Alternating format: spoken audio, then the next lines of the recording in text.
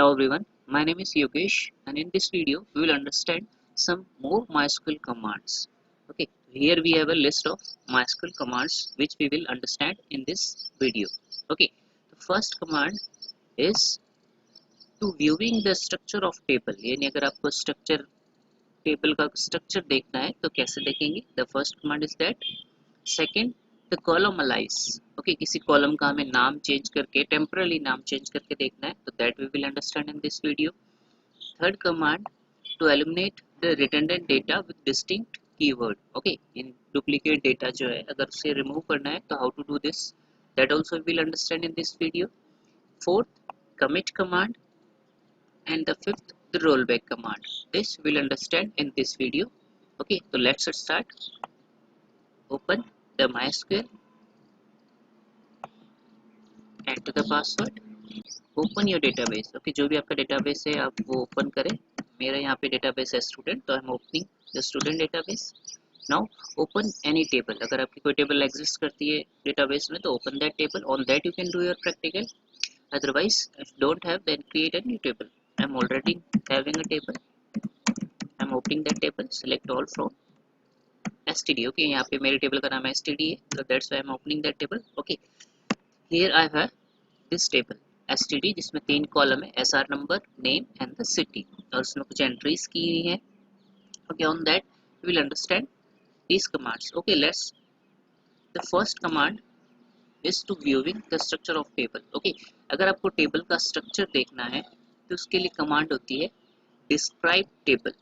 Okay, यानी table के कौन कौन से कॉलम है, उनमें कौन कौन से कंस्ट्रेंट लगे हुए हैं, उनका डेटा टाइप क्या है. अगर आपको टेबल की पूरी डिटेल देखनी है, ठीक है, यानी इसको डिस्क्राइब करना है, यानी स्ट्रक्चर देखना है, तो you can do by that table, that command. The first one, describe. Okay, तो उसके लिए हमें पूरा डिस्क्राइब नहीं लिखना, just write DESC and the table name.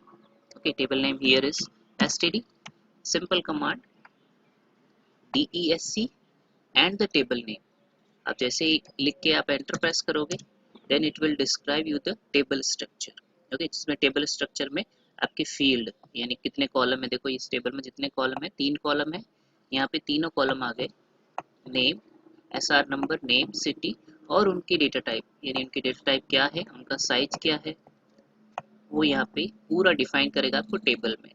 नल यानी कंस्ट्रेंट नल अप्लाइड है या नहीं, ठीक है.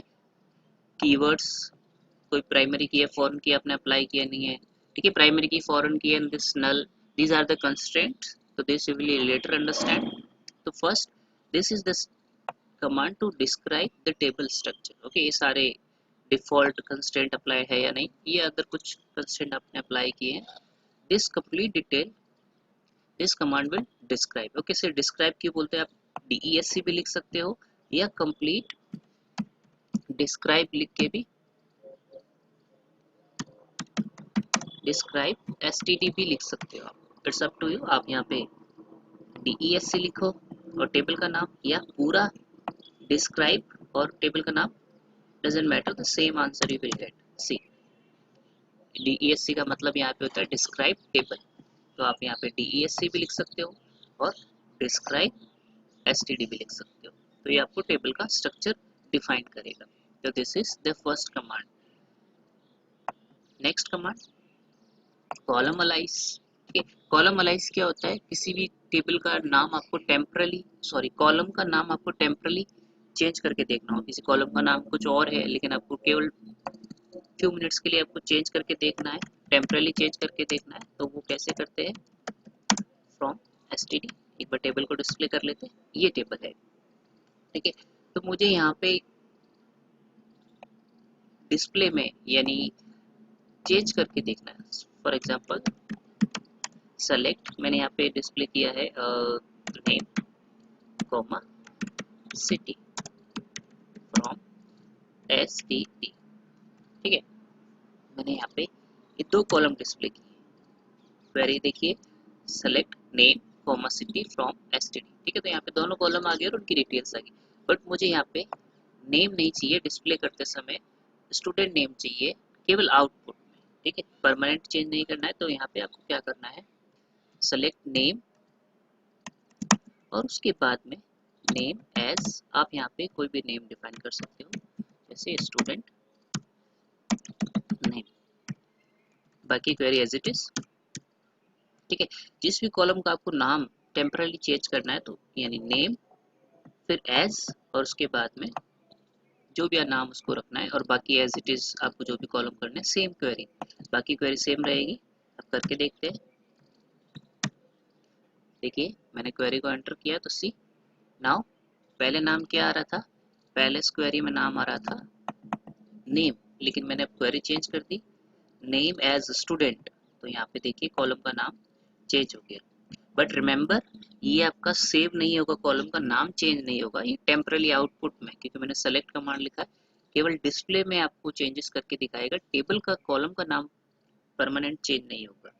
ठीक है, परमानेंट अगर कॉलम का नाम आपको चेंज करना है तो उसके लिए मैंने बताया अल्टर टेबल कमांड से चेंज करना है, ये केवल टेम्परली नाम चेंज करने के लिए होता है, आप इसको चेंज करके देख सकते हो।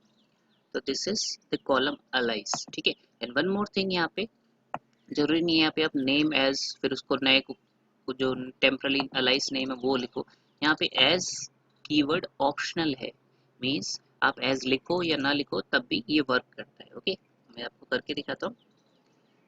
Select name as a student है तो उसकी जगह आप सिंपली आप नेम और स्पेस जो भी आपको टेम्परली नाम रखना है, यहाँ पे स्टूडेंट नेम नहीं रखना मुझे, यहाँ पे कुछ और रखना है, सपोज यहाँ पे मुझे EMP नेम रखना है। ठीक है, मैंने यहाँ पे एज नहीं लिखा है तो एज ऑप्शनल होता है, आप लिखो या ना मतलब just give one space and write the temporary name या alias name of that column that you want to give. Now press enter, see EMP name आ गया यहाँ पे। तो this is the column alias. Okay, आप कोई भी temporary name दे सकते हो, कॉलम का नाम अगर आपको देना चाहो तो वो आप दे सकते हो। This is the column alias. Okay, इसका बेसिकली यूज कैसे करते हैं, अभी एक बार टेबल को वापस यूज करके देखते हैं।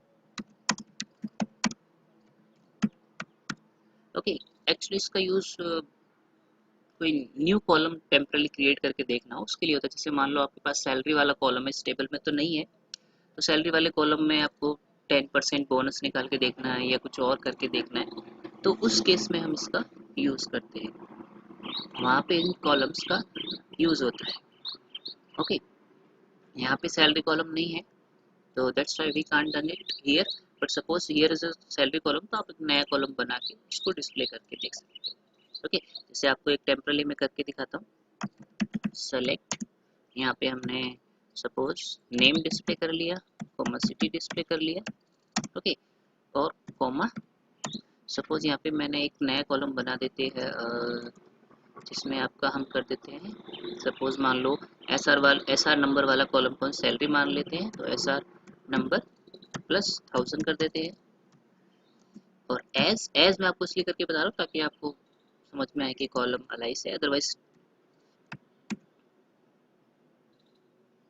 ठीक है, एज अ बोनस मान लेते हैं इसको फ्रॉम एसटीडी।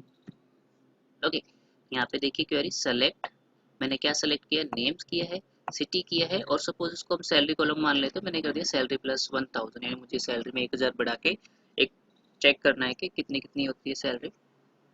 तो मैंने यहाँ पे लिखा है एसआर नंबर, यानी इसमें प्लस करके देख लिया मैंने, प्लस 1000 एज बोनस, यानी एक नया कॉलम क्रिएट होके आएगा टेबल में जिसमें एसआर नंबर में 1000 प्लस हो जाएगा, एज बोनस लिखा हुआ है। तो करके देखते हैं एंटर।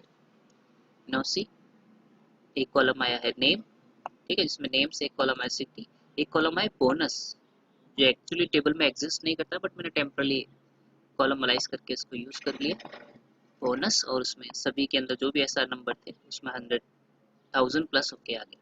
तो इस तरह से आप एक टेम्परली नया कॉलम क्रिएट करके डिस्प्ले कर सकते हैं और उसमें कॉलम अलाइज का भी यूज कर सकते हैं। ठीक है, तो this is the column alias option. Okay, अगर आप टेम्परली वापस टेबल को डिस्प्ले करोगे तो ये कॉलम परमानेंट टेबल में क्रिएट नहीं होता, जैसे मैंने कहा है, उसके लिए मैं अल्टर टेबल करना पड़ता है। ये केवल आउटपुट में, क्योंकि सेलेक्ट कमांड से किया है हमने, तो केवल टेम्परली हमें रिजल्ट देता है, आपको कोई रिजल्ट टेम्परली करके देखना है तो उसके लिए। Okay, come to the next command. Next command is to eliminating redundant data with distinct keyword.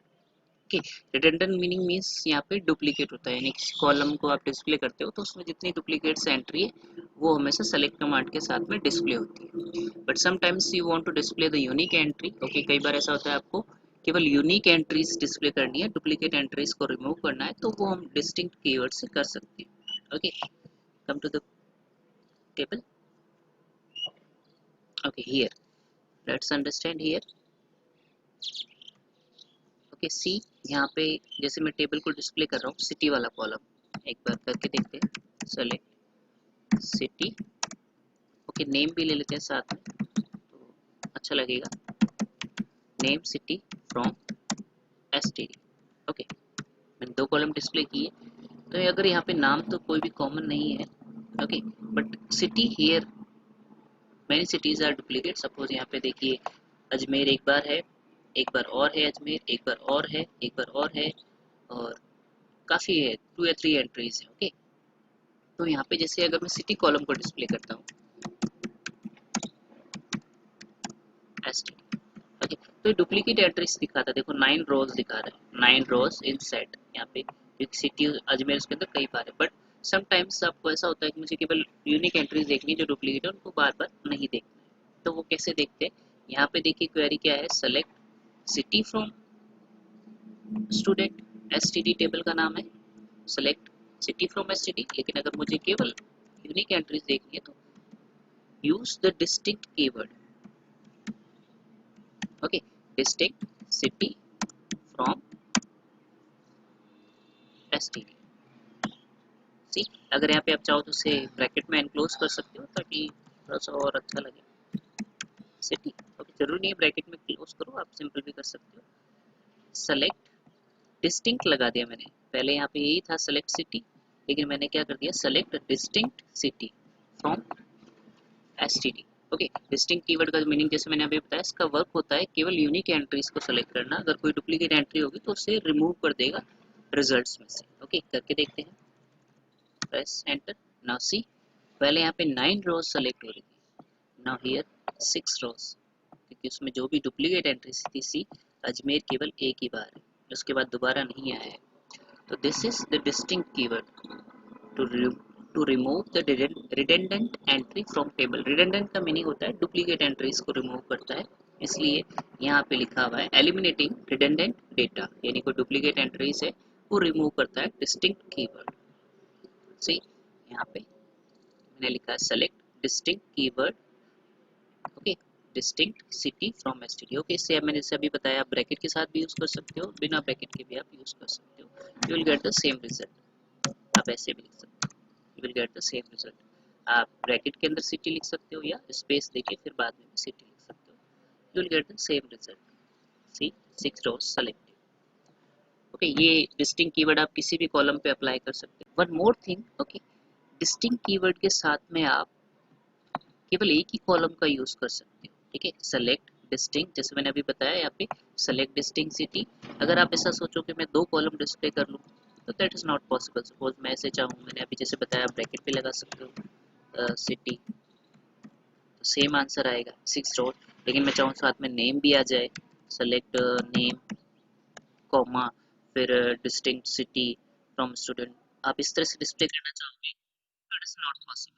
Okay, remember one thing, distinct, जब आप कमांड कीवर्ड यूज करते हो आप एक ही कॉलम को डिस्प्ले कर सकते हो। आप 2 कॉलम डिस्प्ले करना चाहोगे या 3 कॉलम, तो it will display an error. Okay, तो this is the logic of distinct command.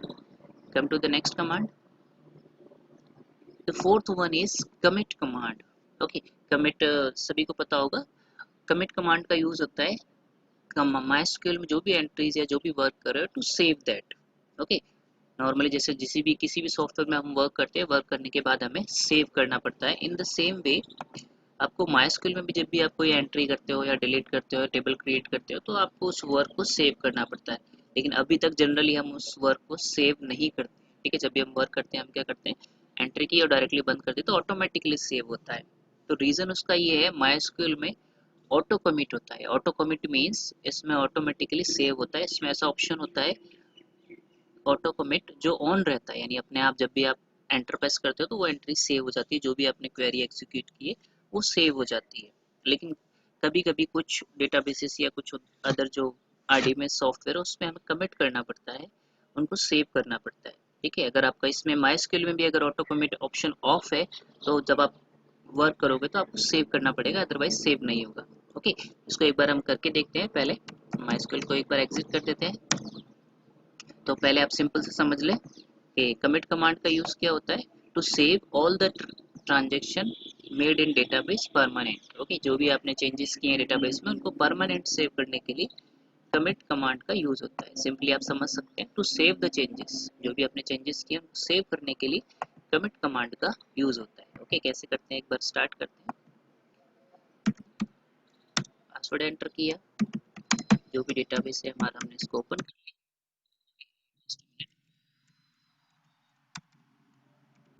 Okay, now okay, database हमने ओपन कर लिया।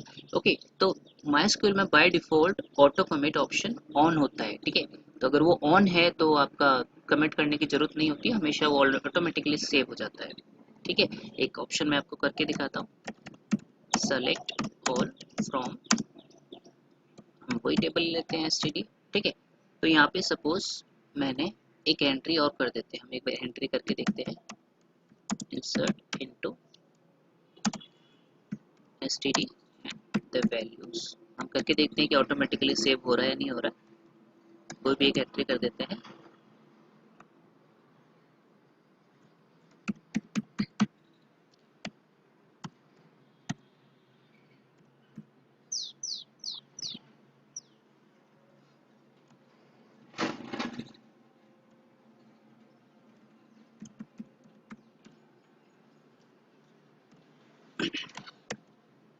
ओके, हमने कोई भी एक एंट्री कर दी।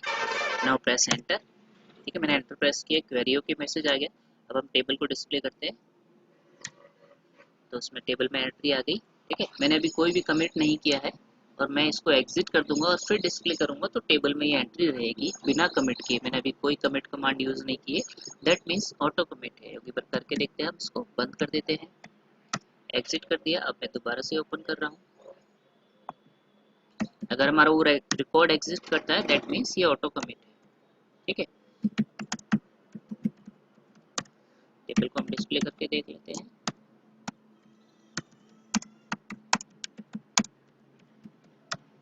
सी, चेक करते हैं, सी यहाँ पे 23 विकास रिकॉर्ड एग्जिस्ट करते हैं, दैट मीन्स हमारा ऑटोमेटिकली सेव हो रहा है क्योंकि मैंने अभी तक कोई कमिट कमांड नहीं लिखी। बट सपोज यहाँ पे ऑटो कमिट ऑप्शन ऑफ है, उसको ऑफ कैसे करते हैं, उसके लिए कमांड होती है, मैं यहाँ पे लिख रहा हूँ set auto commit equal to. Okay, अगर मैंने 0 लिखा है दैट मीन्स ऑफ, अगर मैंने लिखा है 1 दैट मीन्स ऑन। लेकिन अभी मुझे क्या करना है, ऑफ करना है, तो मैंने लिखा है set auto commit equal to 0 semicolon and enter. Okay, तो मेरा यहाँ पे ऑटो कमिट ऑप्शन ऑफ हो गया है। ठीक है, मेरा अब यहाँ पे ऑफ हो गया। मैं अगर कमिट करूंगा तभी सेव होगा, अदरवाइज नहीं होगा। ओके, सेव हो रहा है नहीं हो रहा है चेक करते हैं। एक बार हम दोबारा से एक एंट्री करके देखते हैं।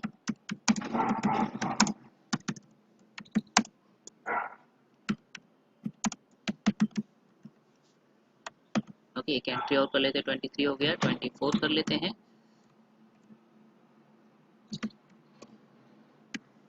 एंट्री और कर लेते हैं।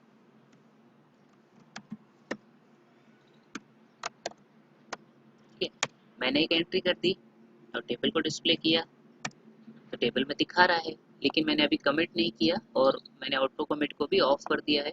तो हम एक बार एग्जिट करके देखते हैं कि टेबल में सेव होता है नहीं होता। हम एग्जिट कर देते, पहले सेव हो रहा था, मैंने एग्जिट कर दिया था बिना कमिट किए तो टेबल में सेव हो रहा था। ये 23 वाला एग्जिट करता है, लेकिन अब देखते हैं मैंने ऑफ करने के बाद सेव हो रहा है क्या। एग्जिट, दोबारा से ऑन करते हैं।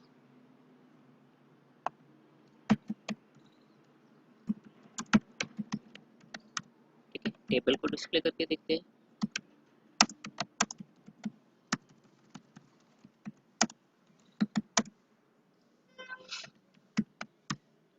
नो सी, 24 वाला एग्जिस्ट नहीं करता, वो यहाँ से ऑटोमेटिकली डिलीट है।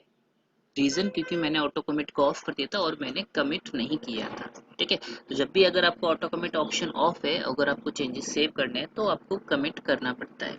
ठीक है, क्योंकि MySQL में बाय डिफ़ॉल्ट ऑन रहता है, अगर आप उसको ऑफ करोगे तभी वो कमिट कमांड का वर्क होता है, अदरवाइज नहीं। ठीक है, तो ये है। और नॉर्मली अगर आपको कमिट कमांड करनी है तो आप डायरेक्टली कमिट कर सकते हो। ओके, कैसे करते हैं एक बार करके देख लेते हैं। पहले हम ऑटो कमिट को बंद कर देते हैं, क्योंकि जितनी बार आप ओपन करोगे माइस्क्यूएल को उतनी बार आपको ऑटो कमिट को ऑफ करना पड़ता है। मैंने ऑफ कर दिया। अब मैं एक एंट्री कर लेता हूँ यहाँ पे। मैं एंट्री कर भी सकते हैं, डिलीट भी कर सकते हैं, एक एक कोई नहीं, एक एंट्री कर लेते हैं।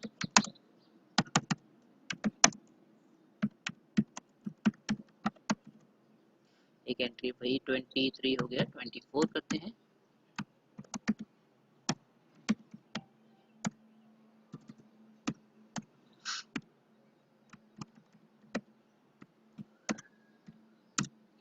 मैंने एक एंट्री कर दी और पहले इसमें मैंने कमिट नहीं किया तो सेव नहीं हो रहा था, बट अब अगर आपको कमिट करना है सिंपल कमिट लिखा और एंड, नाउ इट्स सेव। अगर अब मैं एग्जिट करूंगा तो पहले नहीं आ रही थी क्योंकि मैंने ऑटो कमिट करने के बाद मैंने एंट्री की और एग्जिट कर दिया था, लेकिन मैंने अब यहाँ पे कमिट कर दिया कि सेव कर दिया, और अब मैं एग्जिट करूंगा तो वो रिकॉर्ड एग्जिस्ट करेगा टेबल में। मैंने 24 वाला किया था, उसको हम एक बार करके देखते हैं। पासवर्ड रॉन्ग एंटर हो गया।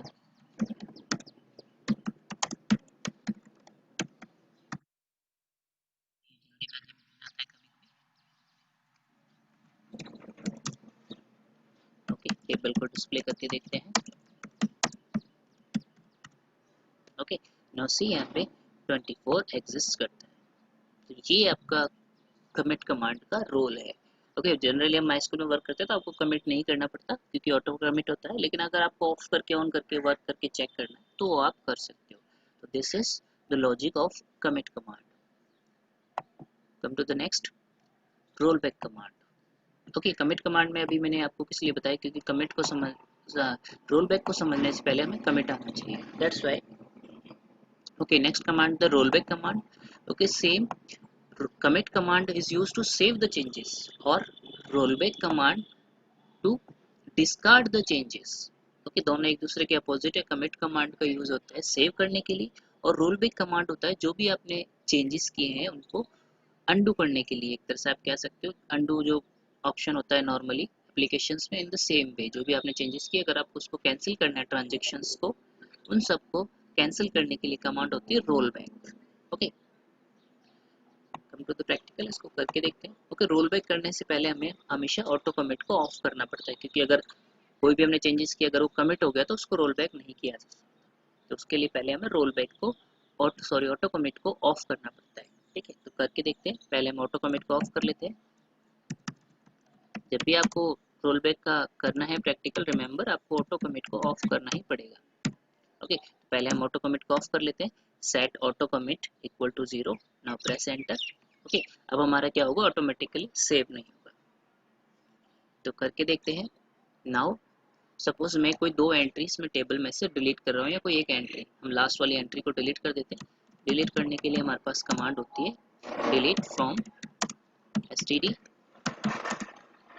वेयर, यहाँ पे एसआर नंबर है तो on the basis of SR number हम डिलीट कर लेते हैं 24। See the query delete from STD where SR number 23। मैं लास्ट वाली एंट्री डिलीट कर रहा हूँ। ठीक है, मैंने डिलीट कर दी। सी मैसेज आ गया यहाँ पे क्वेरी ओके। ठीक है, टेबल को डिस्प्ले करके देखते हैं। नाउ सी, पहले यहाँ पे टेबल में 24 एग्जिस्ट करती थी, लेकिन मैंने यहाँ पे डिलीट कर दिया टेबल को, टेबल में से 24, और फिर मैंने डिस्प्ले किया तो 24 डिलीट हो गया। ठीक है, तो आपने डिलीट कर दी सपोज, लेकिन in case suppose by mistake you have done, आपने गलती से कोई एंट्री डिलीट कर दिया, कुछ वर्क कर दिया, अगर वो आपको वापस चाहिए तो आपको क्या करना है, रोल बैक। यहाँ पे सिंपली आपको लिखना है रोल बैक, सिंपल। अभी यहाँ पे सी मैंने डिस्प्ले किया था टेबल में तो वो 24 एग्जिस्ट नहीं करता, लेकिन मैं यहाँ पे लिख रहा हूँ रोल बैक। रोल बैक का मतलब जैसे मैंने अभी बताया, क्या कोई भी आपने चेंजेस किए उनको कैंसिल कर देता है, डिस्कार्ड कर देता है, अनडू कर देता है। अभी मैंने यहाँ पे क्या किया, एक रिकॉर्ड डिलीट किया, चाहे यहाँ पे मैंने एक किए हो डिलीट, या 5 किए हो, या 2 या 3 क्वेरी, जितनी भी मैंने क्वेरी की हो, अपडेट डिलीट, ठीक है, वो सारी क्वेरीज ये उनको रोल बैक कर देता है, कैंसिल कर देता है। ओके, रोल बैक करके देखते हैं, एंटर। ओके, यहाँ पे हो गया क्वेरी। ओके, अब इस टेबल को डिस्प्ले करते हैं। सी यहाँ पे 23 तक ही है, 24 नहीं है। टेबल को डिस्प्ले करते हैं। सी 24 वापस आ गया। क्यों? क्योंकि रोल बैक का वर्क होता है जो भी आपने चेंजेस किए हैं उनको कैंसिल करना। और चेंजेस मैंने यहाँ पे क्या किया है, चेंजेस मैंने यहाँ पे एक रिकॉर्ड डिलीट किया, तो उसने उस कमांड को कैंसिल कर दिया, उस टेबल को प्रीवियस स्टेट में लिया है, लेकर आ गया। तो this is the roll back command to discard all the changes. ठीक है, जो भी आपने चेंजेस किए, but remember roll back work only when the auto commit is off. अगर आपका ऑटो कमिट ऑफ है तभी रोल बैक कमांड वर्क कर पाएगा, अदरवाइज नहीं वर्क करेगा। आपने अगर ऑफ नहीं किया है और फिर उसके बाद आप रोल बैक करोगे तो इट विल नॉट वर्क, क्योंकि ऑटोमेटिकली जैसे आप पेन प्रेस करोगे कमिट हो जाएगा, और कोई भी कमांड कमिट होने के बाद रोल बैक नहीं हो सकती। तो this is the logic of role back command. और जरूरी नहीं है आपने यहाँ पे एक रिकॉर्ड डिलीट किए तो आएंगे, 2 या 3 कितने भी रिकॉर्ड डिलीट किए हों। सपोज जैसे मैं यहाँ पे एक बार और हम करके देखते हैं, एक बार और, delete from std where city equal to Ajmer. ठीक है, क्योंकि अजमेर वाली 2 या 3 एंट्रीज है वो सारे डिलीट करके देखते हैं। सी यहाँ पे आ गया 4 एंट्रीज डिलीटेड। टेबल को डिस्प्ले करते हैं। सी यहाँ पे काफ़ी सारी एंट्री डिलीट हो गई, 4 एंट्रीज डिलीट हो गई अजमेर वाली सारी, लेकिन बाय मिस्टेक मुझसे हो गई। Suppose that I want to back again, तो सिंपल कमांड रोल बैक, मैंने रोल बैक लिखा, एंटर प्रेस किया, उसके बाद क्वेरी होगी। अब आप टेबल को डिस्प्ले करोगे तो सारी एंट्रीज वापस आ गई। सी पहले 7 रोज थी, नाउ 11, 4 एंट्रीज वापस आ गई। तो this is the logic of role back command, यानी आप सारी ट्रांजेक्शन जो भी आपने की है, अब यहाँ पे अगर अपडेट भी किया होता मैंने या डिलीट भी किया हुआ होता तो वो सब कैंसिल हो जाते, प्रीवियस स्टेट में आ जाता। This is the logic of role back command. I hope you understood all. Thank you very much.